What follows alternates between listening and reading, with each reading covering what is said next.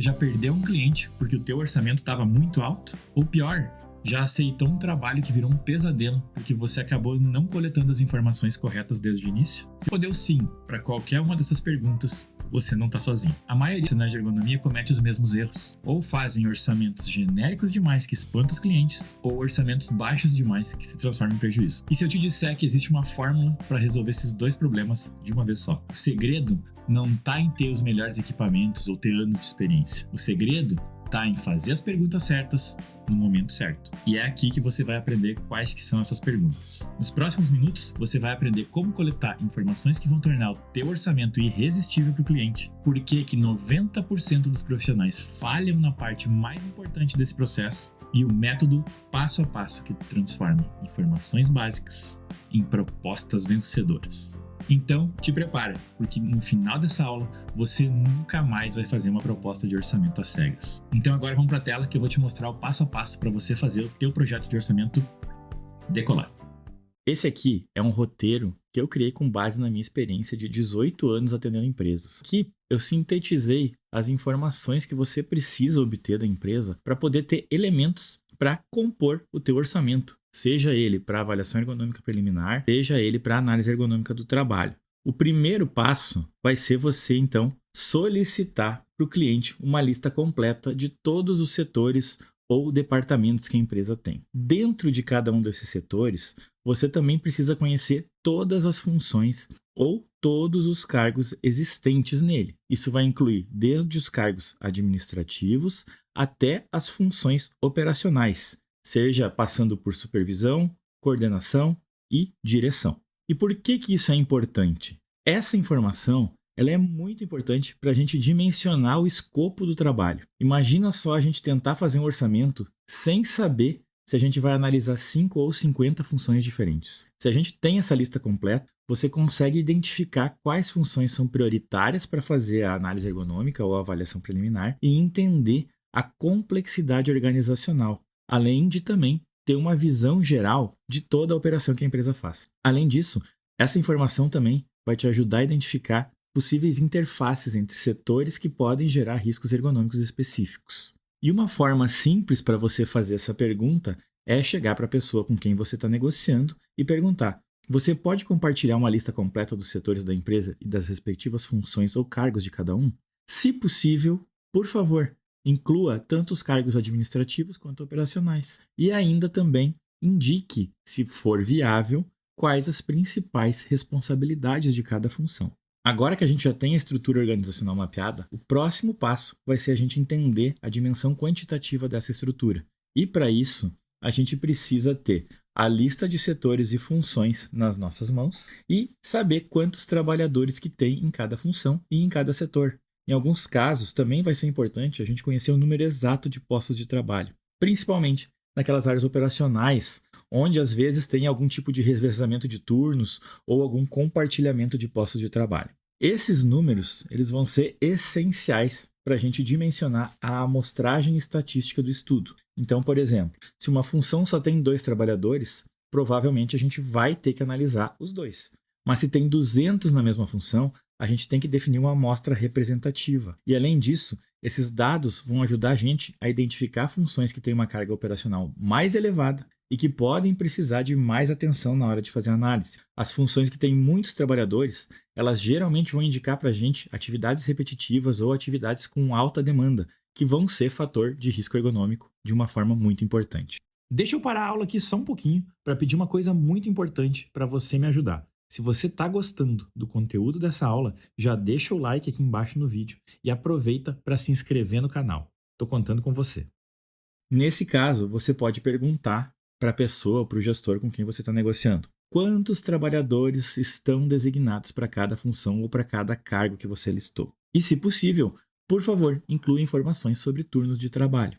E você pode complementar também perguntando para ele se em alguma área específica, como operação de máquinas, tem um número exato de postos de trabalho, se tem algum compartilhamento desses postos entre os trabalhadores. Tendo mapeado essa estrutura e esses números, agora a gente precisa investigar aonde que podem estar os problemas que já foram identificados. O que a gente vai solicitar? Você tem que pedir os dados sobre queixas ergonômicas, doenças ocupacionais, afastamentos, CATs, que são as comunicações de acidente de trabalho, e os registros da CIPA. Se você tiver acesso, você também pode solicitar informações sobre queixas informais que os trabalhadores possam ter relatado para o técnico de segurança do trabalho, mesmo que essas queixas não tenham sido formalmente documentadas lá no SESMIT ou lá no RH. Essas informações elas vão ser fundamentais para a gente identificar áreas críticas da empresa e para a gente priorizar as análises. Isso vai ser como um mapa que vai mostrar onde é que vão estar os principais problemas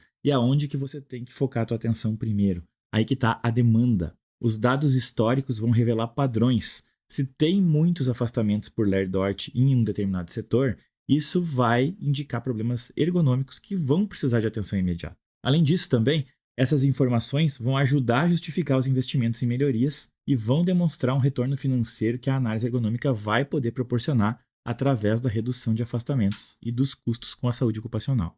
Nesse caso aqui, você pode fazer perguntas do tipo: há registros de queixas ou solicitações de melhoria ergonômica feitas pelos trabalhadores ou pela CIPA? Aqui você pode pedir para eles incluírem tanto as formais quanto as informais. E também você pode pedir para eles se eles podem compartilhar os dados de afastamento por doenças ocupacionais, das CATs ou de acidentes relacionados a condições de trabalho nos últimos 2 anos. E, se possível, organizados por setor ou por função. Aqui a gente tem que ter uma atenção. A gente não pode focar só nos problemas já identificados. A gente tem que pensar estrategicamente sobre a prevenção também. E é aqui que a gente entra na avaliação das funções críticas para a operação. Então, o que você vai solicitar? Além dos problemas que a empresa já conhece e que você também já está conhecendo, você tem que identificar quais funções são estratégicas para o funcionamento da empresa, mesmo que não apresentem um histórico óbvio de problemas ergonômicos. E isso vai incluir funções que hoje, se parassem, podem comprometer toda a operação,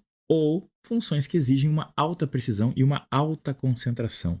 E isso vai ser importante porque funções críticas elas não devem ser nunca negligenciadas na análise. Às vezes, uma função pode ser estratégica para a empresa, mas não tem problemas, e é melhor prevenir do que remediar. Essa abordagem ela vai ser preventiva, e com ela a gente demonstra visão estratégica e a gente ajuda a empresa a evitar um custo futuro significativo. Por exemplo, lá dentro do chão de fábrica tem um operador de máquina que não tem histórico de problemas, mas se ele tiver desenvolvido uma lesão, ele pode parar toda a linha de produção.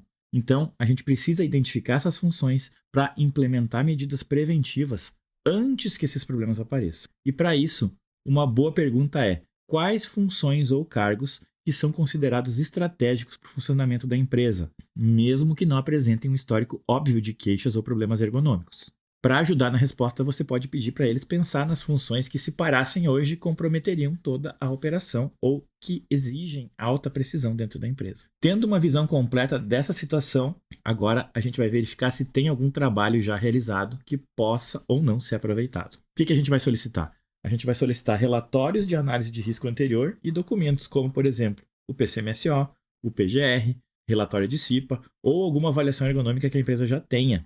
Nisso, a gente pode incluir também as medições ambientais, os layouts de plantas de fábrica, as descrições de processos produtivos e qualquer estudo de tempo e movimento que a empresa possa ter. Aproveitar esses dados vai economizar tempo e evitar a duplicação de análises. Isso é como a gente construir em cima de uma base que já existe, ao invés de a gente começar do zero. Isso também demonstra eficiência e isso pode reduzir os custos para o cliente. Além disso, os documentos existentes, eles também podem revelar informações históricas valiosas para a gente, como mudança de processo, tentativa anterior de melhoria realizada dentro de algum tipo de posto de trabalho e resultados de medições ambientais que influenciam nas condições ergonômicas. Esse tipo de documentação ele vai ajudar a gente a entender a cultura de segurança da empresa e o nível de maturidade em gestão de riscos ocupacionais.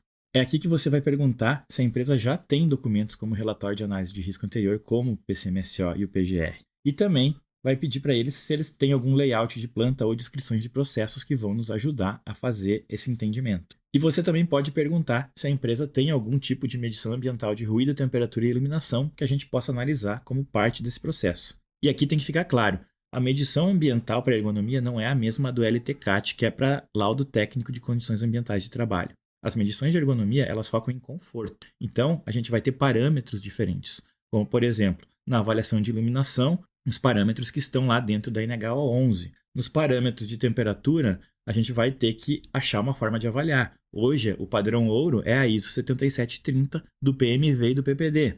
E do ruído tem que ser feita uma dosimetria de ruído até agora, com base no que está disposto lá no manual de aplicação da NR17, ok? E ainda a gente pode também perguntar se tem algum estudo de tempos e movimentos ou algum relatório de consultoria anterior. Com esses pontos cobertos, a gente vai poder organizar tudo isso num checklist prático. Esse checklist vai servir para a gente como um resumo organizado de tudo que você vai precisar solicitar para compor o orçamento completo. Primeira coisa, uma lista completa de setores e as suas respectivas funções ou cargos. Essa vai ser a tua base estrutural para você entender toda a organização. Segundo, número de trabalhadores ou postos por função e setor.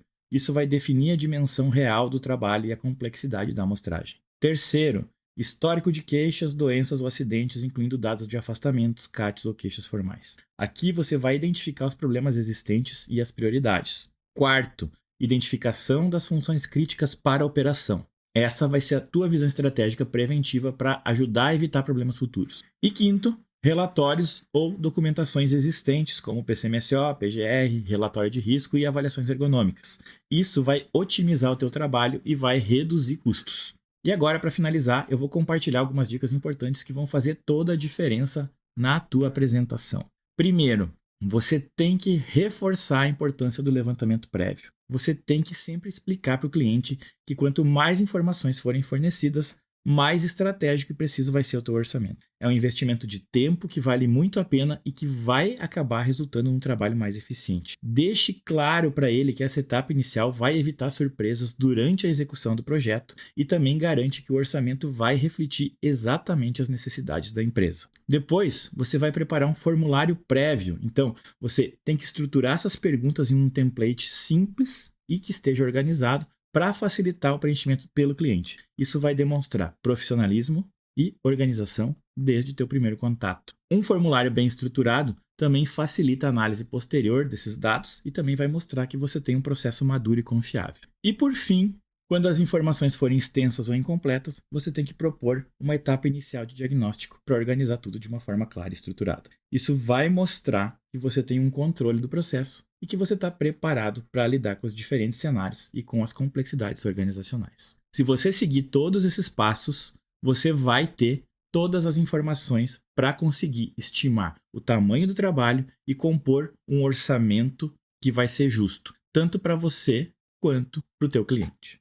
Lembre-se, um bom levantamento de informações é a base para um orçamento preciso e também de uma análise ergonômica eficiente. Quanto melhor você coletar essas informações no início, mais assertivo vai ser o teu trabalho e mais satisfação você vai gerar para o teu cliente.